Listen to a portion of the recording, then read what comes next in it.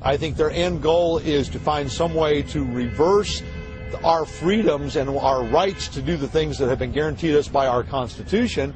And I think that our president in particular wishes to skirt his responsibilities and take advantage of doing what he wants without having legal permission worldwide and also in the United States. I think our forefathers would roll over in their graves knowing that we were rescinding as many rights to fight a war that is an unjust, immoral, and illegal war. And I think that there's a larger plan behind this. I think that the reason they're doing that is not just to protect this country or its people, but I think it's to control the people. I think it is in an effort to take freedoms away so that our people en masse don't know what's really happening, and they keep them in a state of fear. And if they're in a state of fear, they're easy to control.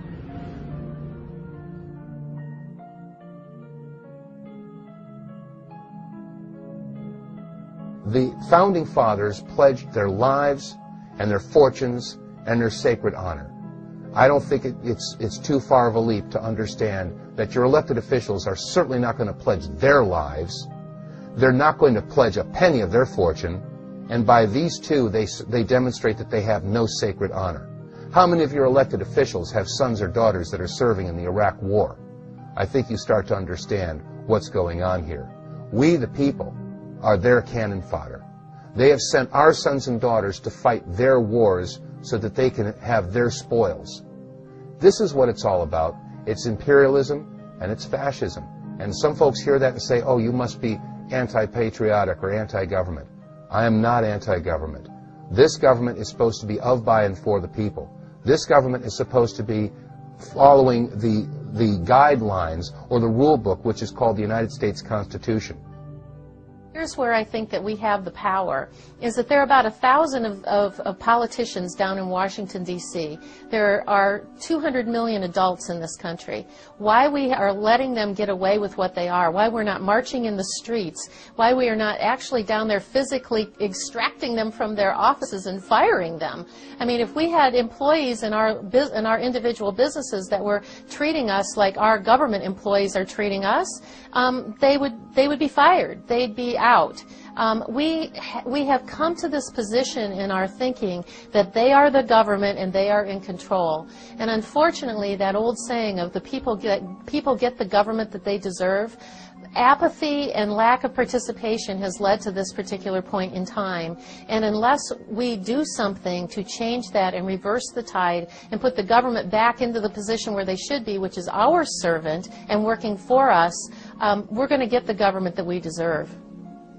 If there were any one thing that I could change, I think it would be to go back to a true constitutional form of government in which there would be true accountability. The problem we have right now is that the judicial system is not accountable. The executive system is not accountable. And so therefore we have a government run amok that controls its people with many, many regulations and laws, many of which are not constitutional. So to return to a constitutional form of government is an absolute. We have to do that. And without that, we have no hope.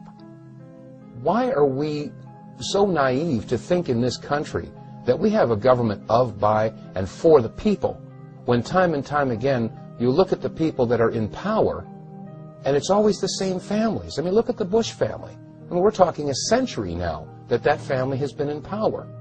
And common sense also will tell you that if we have in this country public servants, the elected officials, they like to call themselves public servants. Well, common sense again. The governor lives in a governor's mansion, okay? The senators, the representatives, the president, elected officials, they all have chauffeur-driven limousines. A congressman or a congresswoman need only serve one term, and they get retirement for life. They have health insurance and benefits, and they have limousines. Wait a second, they're supposed to be the public servants, and yet they're living in mansions, and they go to work in great big hallowed halls of marble and glass. If they're the servants, and we're the masters, why are they living like kings, and the rest of us live like paupers? These are questions that are so basic and common, and yet no one ever asks these things. This is the structure that has been basically put into power and continues today, and the powers that be are not going to give it up without a fight. First of all, you have to understand what is going on. Secondly, you have to learn how to present it to others. You've got to educate people. You'll talk to them. Maybe they're not going to want to listen to you. Your job is not to convince them. Your job is to tell them the truth and try to get them to begin to think. Because as things get worse, and they are going to get worse, why we hope that down the line they're going to begin to remember what you say. And then I would honestly believe that we have to be active as far as the political process is concerned, realizing that the political process has been corrupted through the voting machines and through the control of the media. They are largely able to control the electoral process. But if we can start simply in one city, if we can start in one precinct or one district or one county or in one state, we can gradually begin to move towards taking America back.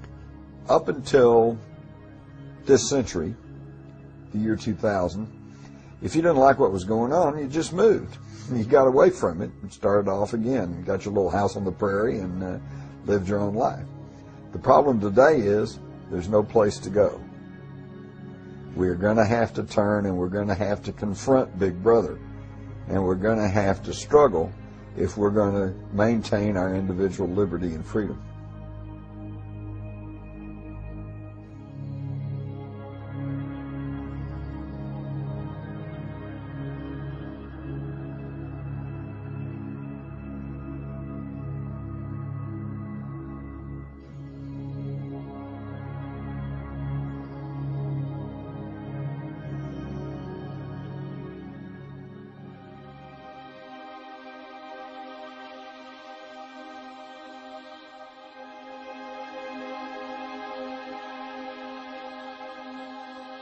Unfortunately, with the technologies that are currently in place, in terms of the vaccine registries that are trying to be passed on a state-by-state basis to track people from cradle to grave, with the DNA types of tracking that is being implemented, with the RFID types of technologies that are being advanced in a huge agenda in a very rapid way, I fear that what could be coming 5 years down the road would be a show-me-your-papers types of society, that you won't be able to move, you won't be able to travel, buy, sell, or trade, go to the grocery store, go see your doctors without being able to show your ID card, your RFID tag, something that gives some sort of complete identification that you are now bought, sold, and controlled by our government.